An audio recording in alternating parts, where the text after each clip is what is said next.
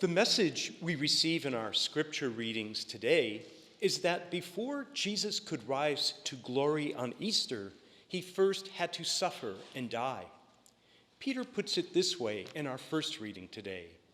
God has thus brought to fulfillment what he had announced beforehand through all the prophets, that his Messiah would suffer before being raised to glory.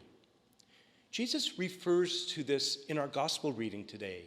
He adds elsewhere in the gospel that what has happened to him must also happen to us when he says, "Remember, no slave is greater than his master. If they persecuted me, they will also persecute you." The gospel says that if we are to rise to glory as Jesus did, we must also suffer as he did. When this happens, we may beg God to take it away, as Jesus begged his Father in the Garden of Gethsemane, but in the end, we will cry for joy just as Jesus did. St. Augustine expressed this same message in a sermon over 1,500 years ago. He said, "You are like a piece of pottery, shaped by instruction, fired by tribulation. When you are put in the oven,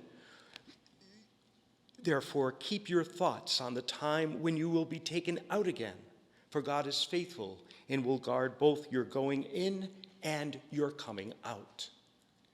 Back in 1954, the great French painter Henri Matisse died at the age of 86. In the last years of his life, arthritis crippled and deformed his hands, making it painful for him to hold a paintbrush. And yet, he continued to paint, placing a cloth between his fingers and the brush to keep the brush from slipping out of his hands. One day, someone asked Matisse why he submitted his body to so much suffering. Why did he continue to paint in the face of such great physical pain? And Matisse replied, "The pain passes, but the beauty remains." Similarly, the pain you and I experience, being shaped into something useful and beautiful for God, will pass, but the beauty of what we become in the process will remain forever.